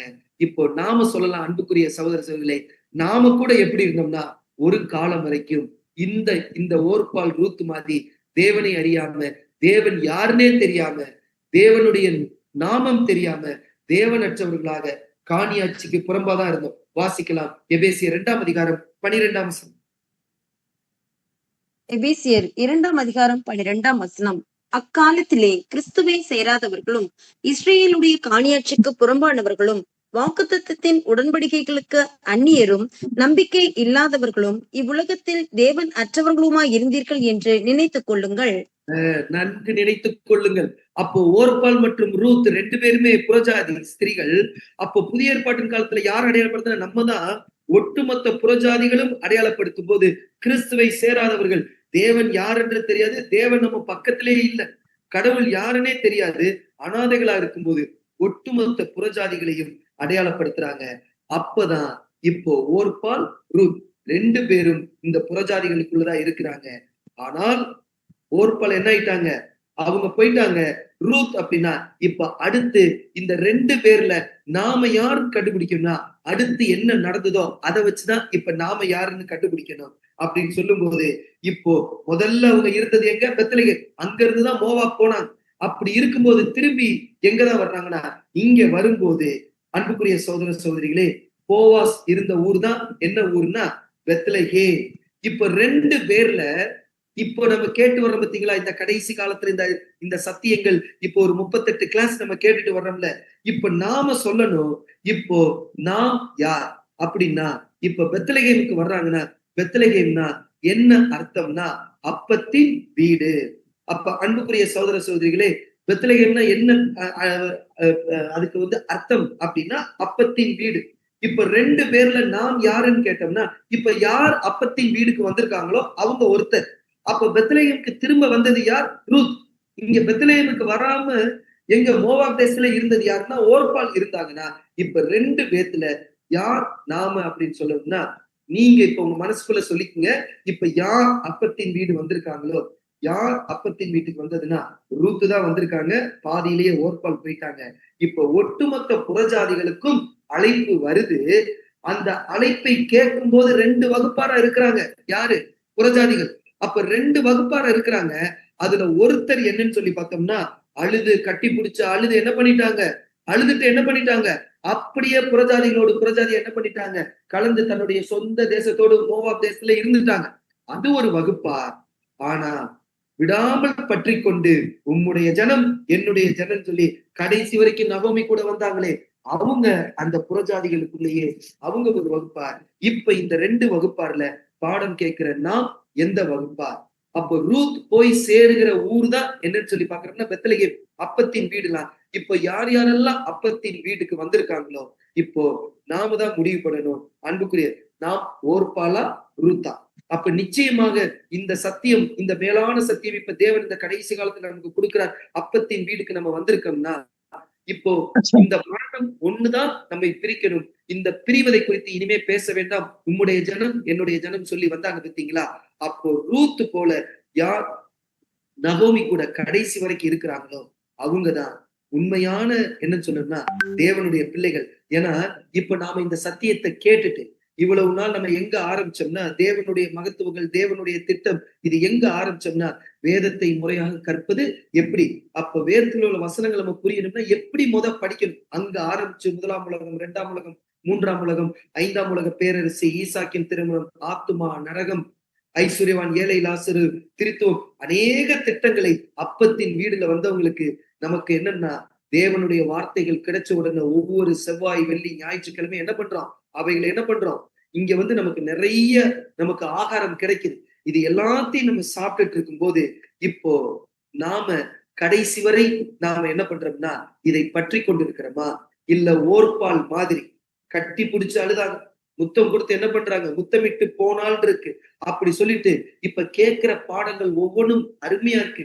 சகோதரர்கள் அருமையா என்ன பண்றாங்க, தேவனுடைய மகத்துவங்களை சத்தியங்களை சொல்றாங்க அப்படின்னு சொல்லிட்டு ஆகோ ஓகோன்னு சொல்லிட்டு மெச்சிக்கொண்டு கடைசியா ஆண்டவர் இயேசு கிறிஸ்து சொன்ன ஒரு வார்த்தை மத்தேயு 16ஆம் அதிகாரம் 24 என்ன சொல்லுது?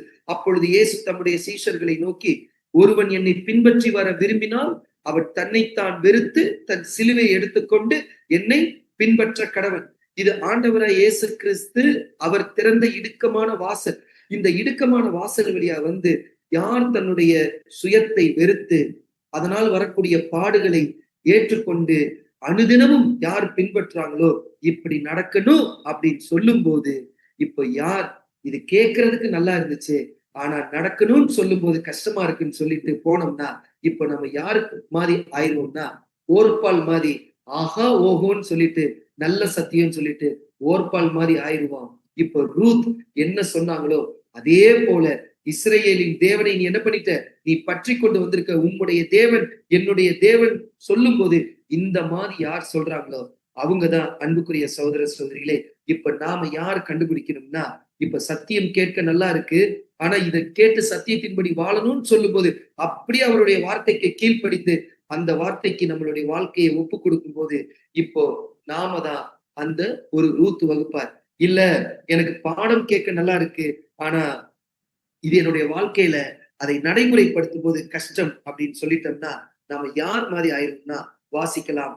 ஏசாயா 4ஆம் அதிகாரம் 1ஆம் வசனம். ஏசாயா 4ஆம் அதிகாரம் 1ஆம் வசனம். அந்நாளில் 7 ஸ்திரீகள் ஒரே புருஷனை பிடித்து, நாங்கள் எங்கள் சொந்த ஆகாரத்தை புசித்து எங்கள் சொந்த வஸ்திரத்தை உடுப்போம், எங்கள் நிந்தை நீங்கும் படிக்க உன் பேர் மாத்திரம் எங்கள் மேல் விளங்கட்டும் என்பார்கள்.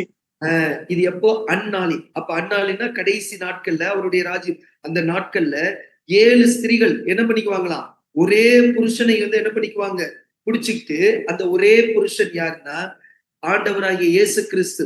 இப்ப என்ன பண்றாங்க, இந்த கடைசி காலத்துல இவங்க என்ன பண்ணிக்குவாங்கன்னா பேருக்கு மாத்திரம் அவரை பிடிச்சிட்டு என்ன பண்ணுவோம், அவருடைய வார்த்தையின்படி நடக்க மாட்டோம், எங்களுடைய சொந்த ஆகாரத்தை, எங்களுடைய சொந்த டாக்டர் இதை நாங்க என்ன பண்ணிக்குவோம், நாங்க சாப்பிட்டுக்குவோம், ஆனா நீங்க மட்டும் என்ன அவரை மட்டும் பிடிச்சுக்குவாங்க. அதே மாதிரி சொந்த வஸ்திரத்தை என்ன பண்ணிக்குவாங்க, அவருடைய வஸ்திரம் வேணாம், ஏன்னா நம்மளுடைய வஸ்திரம் எப்படி இருக்கு, அழுக்கா இருக்கு, பாவம். அவர் தன்னுடைய வஸ்திரத்தை கொடுத்து என்ன பண்றாருன்னா நம்மளுடைய பாவங்களை மூடுறார். இல்ல வேண்டாம், நாங்க எங்களுடைய இதை நாங்க என்ன பண்ணுவோம், உடுத்திக்கிறோம், ஆனா எங்களுடைய நிந்தை நீங்கும்படி உங்க பேர் மாத்திரம் வேணும். ஏன்னா ஹஸ்பண்ட் இல்லாதவங்கன்னு சொல்லிடுவாங்க, அதனால உங்க பேருக்கு என்ன பண்ணிடுறோம், உங்களை நாங்க நாங்க பிடிச்சுக்கிறோம், ஆனா எங்கள் சொந்த ஆகாரத்தை புசிப்போம்னு சொல்றாங்க. யார் சொல்றாங்களோ அவர்கள் என்ன பண்றாங்கன்னா அவங்கதான் யார் மாதிரினா ஓர்பால் மாதிரி இந்த சத்தியத்தை கேட்டு அழைக்கப்பட்ட நிலையில வந்து இத்தோடு என்ன பண்ணிடுவாங்கன்னா, இது கேட்கறதுக்கு நல்லா இருக்குன்னு போறவங்க யார அடையாளப்படுத்துதுன்னா, ஓர்பால் வகுப்பார். அன்புக்குரிய சகோதர சகோதரிகளே, ஆனா ரூத் வகுப்பார் யாருன்னா, அந்த புறஜாதிகள் இருக்கக்கூடிய இன்னொரு வகுப்பார் யாருன்னா, இவங்க அழைக்கப்பட்டு தெரிந்து கொள்ளப்பட்டு உண்மை உள்ளவர்களாக முடிவு பரியந்தம் யார் நிலை நிற்கிறாங்களோ அவங்கதான் யாருன்னு சொல்லி பாக்குறோம்னா இந்த ரூத் வகுப்பார். அப்ப இந்த இடுக்கமான வாசல் வழியா உட்பிரவேசு முடிவு பரியந்தம் யார் நிலை நிற்கிறாங்களோ அவங்கதான் என்ன பண்றாங்கன்னா இந்த உண்மை உள்ளவர்கள். அப்போ சத்தியம் என்ன சொல்லுதோ அந்த சத்தியத்துக்கு முழுவதும் தங்களை அர்ப்பணிக்க கூடியவர்கள் தான் இந்த ரூத் வகுப்பார். இப்ப இந்த சத்தியத்தை கேட்டு பின்வாங்கி போனவர்கள் யாருன்னு அழைக்கப்பட்ட நிலையிலிருந்து அதுதான் இன்னைக்கு இருக்கக்கூடிய கிறிஸ்தவ ஜனங்கள். அந்த நிலையிலிருந்து என்ன பண்ணிட்டாங்கன்னா வசனம் தெரியும், ஆனா அதற்குள்ள இருக்கக்கூடிய தேவனுடைய திட்டம் சத்தியம் தெரியுமானா இல்ல, எங்களுக்கு இது மட்டும் போதும் சொல்லிட்டு பின்வாங்கி போனவர்கள் அன்புக்குரிய சார். ஆனா இன்னைக்கு தேவன் பாருங்க, இந்த கடைசி நாட்கள் இந்த ஜூம் வாயிலாக எவ்வளவு மேலான சத்தியங்களை கொடுத்து ஆதி ஆகமத்திலிருந்து வெளிப்படுத்துறது வரைக்கும் தேவன் அவருடைய திட்டங்களை நமக்கு ஒவ்வொரு நாளும் அவர் என்ன பண்றாருன்னா அவர் வெளிப்படுத்தி வரும்போது இப்ப நாம தான் முடிவு பண்ணணும், நாம் ஓர்பாலா இல்ல ரூத் வகுப்பாரா. அப்ப இன்னும் நமக்கு 2 கேரக்டர் கண்டுபிடிச்சிட்டோம். அதுல நாம் எந்த வகுப்பான்றதை நாம இன்னைக்கு நம்ம முடிவு பண்ணிடலாம். நிச்சயமாக இதை கேட்கக்கூடிய எல்லாருமே நாம ரூத்தினுடைய வகுப்பார தான் இருப்போம்ன்றத நாம் விசுவசிக்கிறோம். அடுத்து முக்கியமான யாருன்னு சொல்லி பாக்குறோம்னா போவாஸ். இப்ப போவாஸ் யாருக்கு அடையாளமாக இருக்கிறார்னா நமக்கு தெரியும். இவங்க எங்க வர்றாங்க, பெத்லகேமுக்கு வரும்போது அங்க அறுவடை நடக்கு. அது யாருடைய நிலம்னா அது போவாசனுடைய நிலம். அப்போ போவாஸ் யாராக இருக்குன்னா நமது ஆண்டவராகிய இயேசு கிறிஸ்து. அவர் சொன்ன முதல் வார்த்தை என்ன அங்க இருக்கிற அந்த வேலையாட்களை பார்த்து, கர்த்தர் உங்களை ஆசீர்வதிப்பாராக. அப்போ ரூத்திட்ட சொன்ன முதல் வார்த்தை என்ன வார்த்தை, நீங்கள் வேற வயலுக்கு போக வேண்டாம், நீ இங்கே என்ன பண்ணு பொறுக்கிக்கொள். அப்ப ஆண்டவராய் இயேசு கிறிஸ்து இந்த கடைசி நாட்கள் அப்பத்தின் வீடுக்கு யார் வந்திருக்கமோ அவங்களுக்கு தெளிந்த என்ன பண்றதுன்னா அப்ப தெளிந்த நீரோடை மாதிரி இருக்கிற சத்தியத்தை, ஆழமான சத்தியத்தை அவர் என்ன பண்றாருன்னா ஒவ்வொரு நாளும் என்ன பண்ணும் போது அவர் கொடுத்துக்கிட்டு இருக்கிறார். ஆனா இது யாருடைய நிலம் சொன்னோம், இது போவாசனுடைய நிலம். ஆனா போவாஸ் யாருன்னு சொல்லி பார்த்தா அன்புக்குரிய சகோதர சகோதரிகளே, இப்போ கடைசி நாட்கள்ல இது நடக்கும் போது என்னன்னா இப்போ போவாஸ் அவர் ஒரு ஐஸ்வர்யவான். அப்படி இருக்கும்போது அங்கே ஒரு அறுவடை நடக்குது. இப்போ போவாஸ் ஆண்டவராகிய இயேசு கிறிஸ்துவ தான் அடையாளப்படுத்துறாருன்னா இப்போ ஆண்டவர் இயேசு கிறிஸ்து வந்து இங்க ஒரு அறுவடை பண்றார். வாசிக்கலாம் மத்தேயு 3:12. மத்தேயு 3:12. தூற்றுக்கூடை அவர் கையில் இருக்கிறது. அவர் தமது களத்தை நன்றாய் விளக்கி தமது கோதுமையை களஞ்சியத்தில் சேர்ப்பார், பதரையோ அவியாத அக்கினியினால் சுட்டரிப்பார் என்றான். யார் அறுவடை யாருடைய நிலத்துல? போவாஸ் நிலத்துல. யாரை வைத்து? தன்னுடைய வேலைக்காரர்களை வைத்து.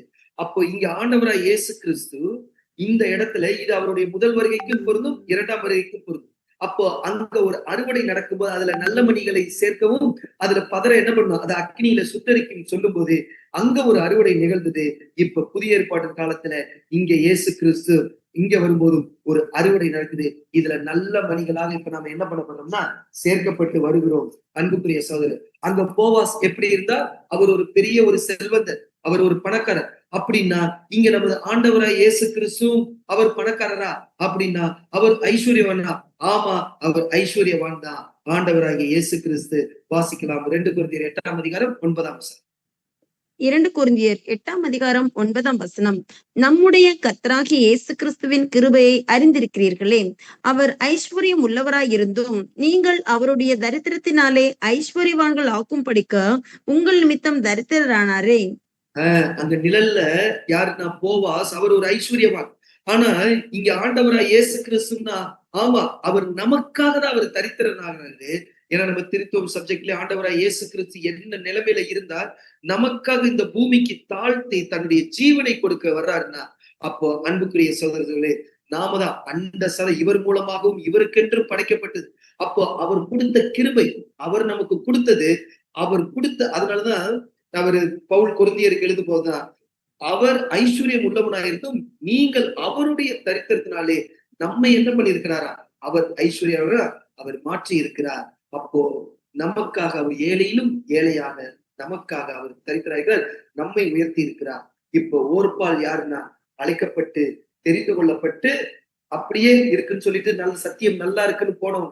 ஆனா ரூத் கடைசி வரை நிலை நின்றவங்க தான். இப்போ அந்த நல்ல மணிகள் யாருன்னு சொல்லி பாக்குறோம்னா நாம தான். அன்புக்குரிய சகோதர சகோதரிகளே, இப்போ நம்ம ஏற்கனவே 3 அறுவடைகள் சப்ஜெக்ட்ல பார்த்திருக்கோம். இப்போ ரூத் என்ன சொல்றாரு, நீ இங்கேயே இரு, வேற எங்கேயும் போவேணான்னு சொல்லும்போது, இப்போ ஆண்டவராகிய இயேசு கிறிஸ்து செய்த ஏற்பாடுதான் அந்த அறுவடையில தான் நாம வந்திருக்கோம். அவர் செய்த ஏற்பாடுதான் இந்த ஜூம் கிளாஸ். அப்ப இந்த ரூத் வகுப்பாரு என்னன்னா நிறைய சத்தியங்களை என்ன பண்றாங்க, சேர்க்கிறாங்க. நிறைய ஆகாரங்கள் கிடைக்குது. இப்ப இதை சேர்த்து வேற வயலுக்கு போக வேண்டாம்னா இன்னும் நம்ம இந்த 31,130 வசனங்கள் இருக்கு.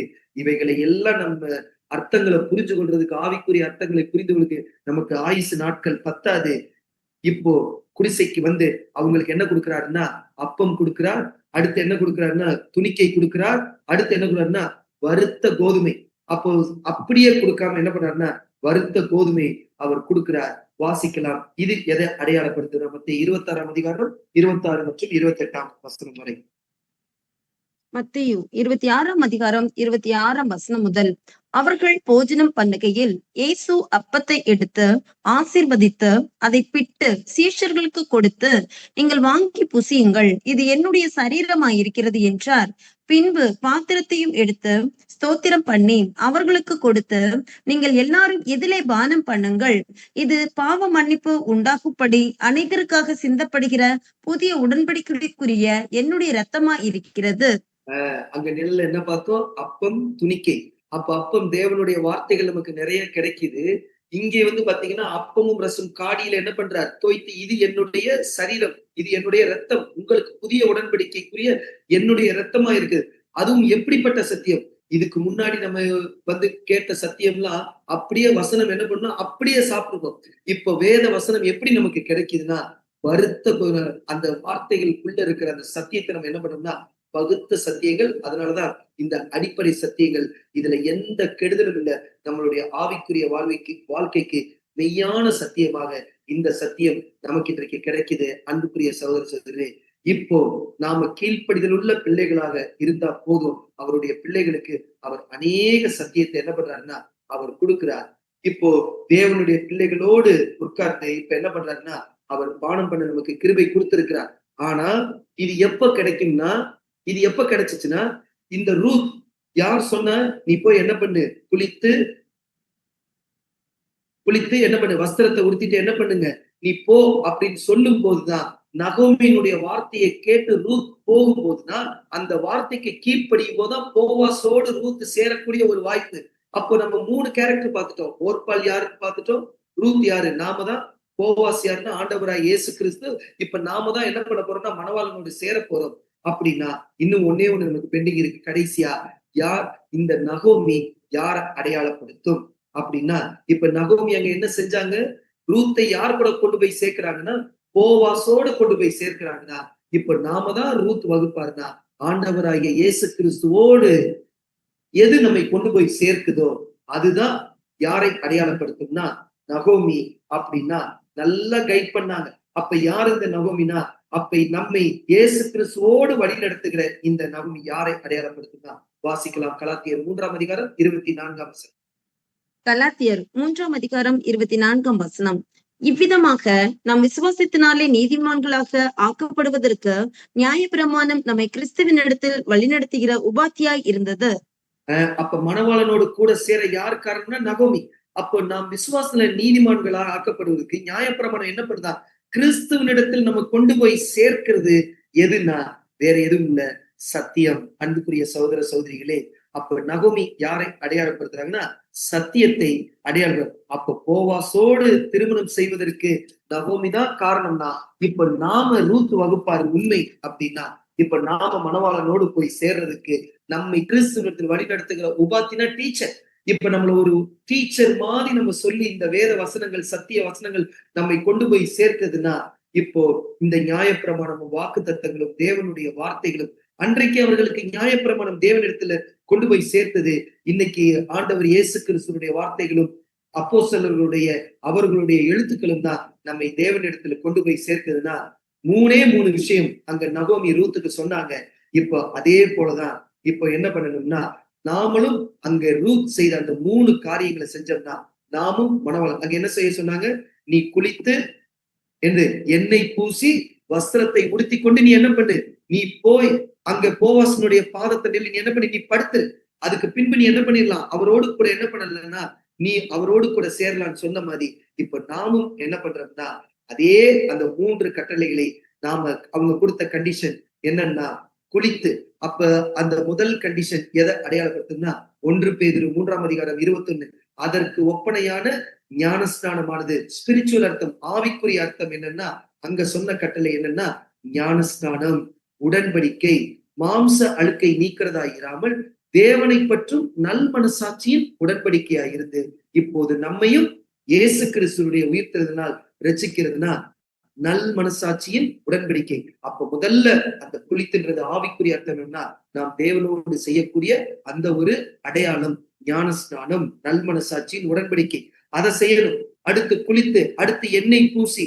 அப்ப எண்ணெய் பூசின்னு சொல்லும் போது என்ன சொல்லும்னா அந்த ஞானஸ்நானத்துல நமக்கு என்ன கொடுக்கப்படுதுன்னா பரிசுத்த ஆவி.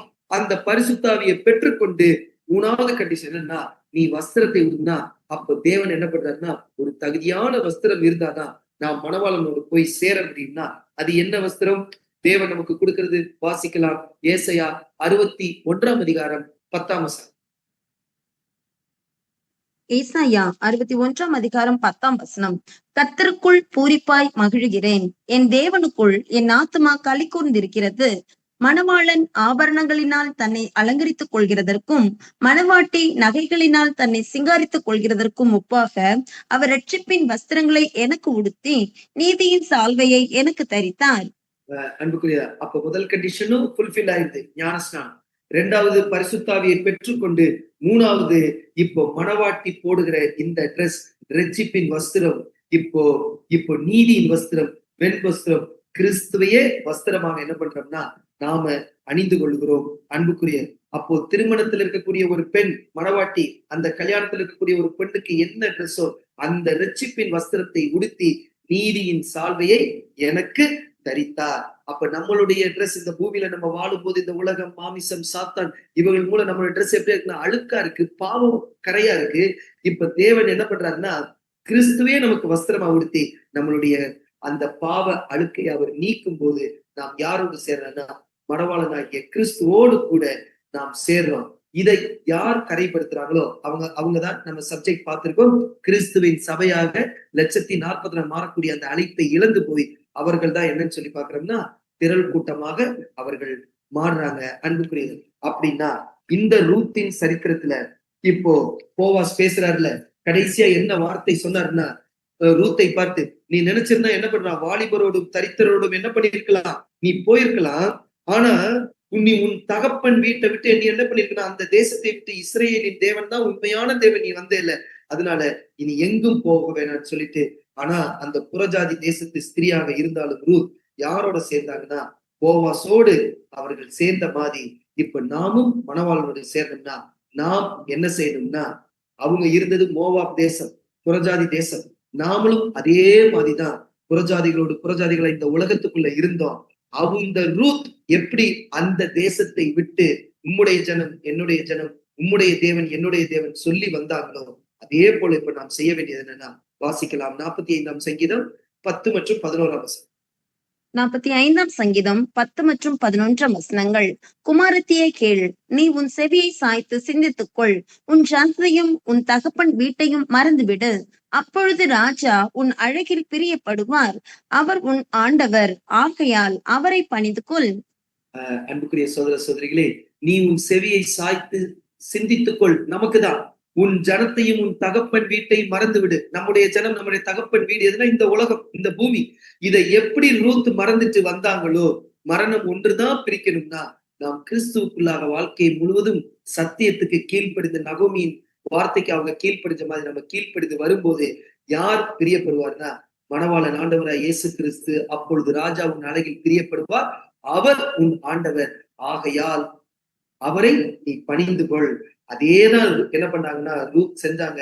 தன் தகப்பன் வீட்டையும் தாய் எல்லாத்தையும் மறந்துட்டு நகோமி கூட வந்த மாதிரி நாமும் இந்த உலகத்தை விட்டு வரும்போது இயேசு கிறிஸ்துவோடு கூட நாம் சேருவோம். அன்புக்குரியவர்கள், இப்படி ஒரு புறஜாதி தேசத்து ஸ்திரீ இந்த புறஜாதி தேசத்தை விட்டு அவங்க இங்க பெத்லகேம் அப்பத்தின் வீடுக்கு வந்ததுனால அவங்களுக்கு கிடைத்த மிகப்பெரிய ஒரு ஆசீர்வாதம் என்னன்னா, அதே ஆசீர்வாதம் புறஜாதிகளாகிய நமக்கும் கிடைக்கணும்னா அவங்களுக்கு என்ன ஆசீர்வாதம் கிடைச்சதுன்றத நம்ம தெரியணும்ல.